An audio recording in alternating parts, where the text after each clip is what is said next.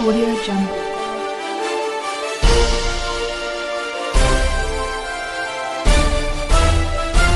Audio Jungle. Good afternoon. Here is the national news from BGI TV Current. First, the headlines. We will fund 75 manufacturers with 75 billion naira between July and March. Tinubu. President Tinubu to travel to Benin Republic on Tuesday. NLC TUC meets FG Representative at State House. On sports, Nigerian wins Under-19 Beta Award. I am Morire Rabila Lawal. The news shortly. President Bola Tinubu says his administration will spend 75 billion naira to boost the manufacturing sector between July 2023 and March 2024, following the hardship occasioned by the fuel subsidy removal. To strengthen the manufacturing sector, increase its capacity to expand, and create good-paying jobs, we are going to spend 75 billion naira between July 2023 and March 2024, the president said during a national broadcast on Monday. Our objective is to fund the minimum of 75 enterprises with great potentials to kickstart sustainable economic growth, accelerated structural transformation, and improve productivity. According to him, each of these manufacturing enterprises will have access to 1 billion naira credit as a maximum of 9% per annum, with a maximum of 60 months repayment for long-term loans and 12 months for working capital. Tinubu spoke in the light of 4 executive orders he signed earlier this month in keeping with my electoral promise to address some friendly fiscal policies and multiple taxes that are stiffening the business environment. He added that executive orders on suspension and deferred commencement of some taxes would provide the necessary buffers and headroom to businesses in the manufacturing sector to continue to thrive and expand. We are going to spend 75 billion between July 2023 and March 2024. Our objective is to fund minimum of 75 enterprises with great potential to kickstart a sustainable economic growth, accelerated structural transformation, and improved productivity. Each of these 75 manufacturing enterprises will be able to access 1 billion credit at maximum of 9% per annum, with maximum of 60 months repayment for long-term loans and 12 months for working capital. President Bola Tinubu will, on Tuesday, August 1st, today, 2023, grace the 63rd Independence Anniversary celebration of the Republic of Benin.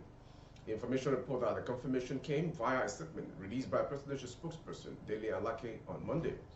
As the chairman of the Authority of Heads of States and Governments of the Economic Community of West African States, ECOWAS, the statement added that President Tinubu has been appointed as a special guest of President Patrice Talon in the event. The visit will mark the second time the two leaders meet, following their initial interaction during the summit on the new Global Financing Pact in Paris, France. Subsequently, they met at the 63rd Ordinary Session of the Authority of Heads of States and Government of ECOWAS held in Guinea-Bissau, and more recently at the State House Abuja, where the Benin Republic President honored the invitation to President Tinubu.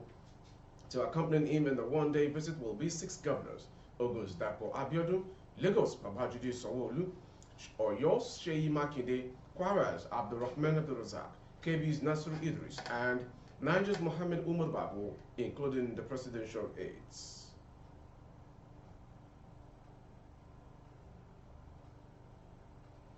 Barely 48 hours to the planned nationwide protest by the labor unions, the Presidential Steering Committee on Palliative is currently meeting representatives of the organized labor comprising the Nigeria Labour Congress and the Trade Union Congress at the Aso Rock Presidential Villa, Abuja.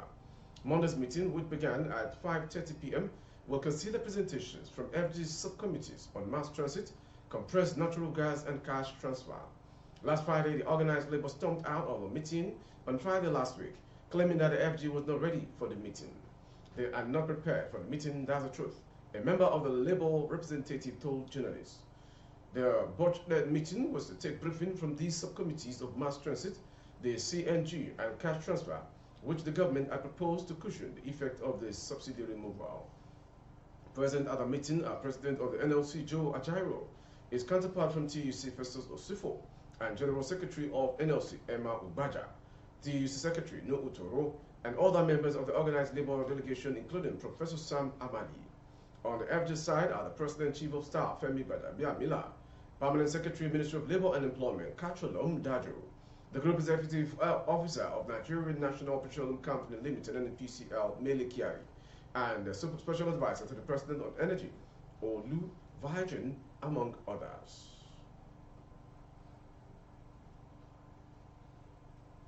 The National Primary Healthcare Development Agency says Nigeria has recorded 83 deaths and 836 confirmed cases of diarrhea since the beginning of this year. Executive Director NPHCDA Faisal Shuaib said these on Monday in Abuja during a news briefing on the diarrhea outbreak response. He said from May 2022 to July 2023, as estimated 2,455 suspected cases have been reported in 26 states. As of July 27, 2023, 836 of these cases have been confirmed in 33 local government areas across 8 states: Cross River, Kano, Katsina, Kaduna, Lagos, Osun, Yobe, FCT. Tragically, 83 deaths have been reported from these confirmed cases, making vaccination against this deadly disease critically important, especially for our children.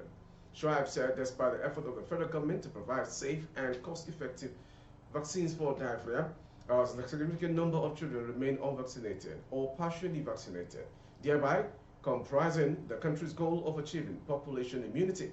He said the response to the ongoing diarrhea outbreak would be carried out in 2 phases. He said the first phase, 1, an immediate response would encompass 25 local government areas across Bauchi, Katsina, Yobe, and Kaduna State. He said this phase will begin on August 7th and end on August 11th. He said the second phase will cover outbreak response in 171 local government areas. He also said Kano, Katsina, FCT, Yobe, Kaduna, and Bauchi State would have a statewide outbreak response, while there would be targeted outbreak responses in the LGAs across Jigawa, 8 local government, Borno 4, Osun 4, Lagos 3, Zamfara 3, Gombe 3, Plateau 1, Nasarawa 1. And to end the national news this morning is the sports. Junior Yellow-Green star Solomon Chile Maya was among the top performers at the just concluded ICC Men's Under-19 Africa Division 1 Cricket World Cup qualifier in Tanzania, winning the Best Better award. Despite Nigeria's underwhelming performance in Tanzania, Chinamaya was impressive and epitomized what coach Daniel Grim's side could do during their 42 runs to win over the host. He was instrumental with an unbeaten 66 runs off 80 balls to guide Nigeria to the win against the host, their only victory at the event. Winning the Best Player of the Match award, he also eased the pressure on the team during the matches against Sierra Leone, Uganda, Kenya, Namibia. Chinamaya's award was something to cheer for Nigeria after the Junior Yellow-Greens failed in their quest to pick the ticket for the Under-19 World Cup, which will hold in Sri Lanka next year. We've come to the end of today's national news from BGI TV Currents. Before we go, some headlines. We will fund 75 manufacturers with 75 billion naira between July and March. Tinubu. President Tinubu to travel to Benin Republic today. NLC TUC meets FG Representative at State House. Nigerian win Under-19 Better Award. For more updates of our broadcast on YouTube, our handle is BGI TV Current. Kindly subscribe and click on the notification bell.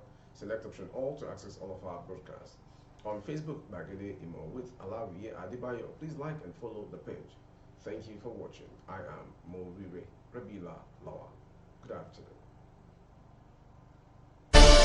Audio Jungle.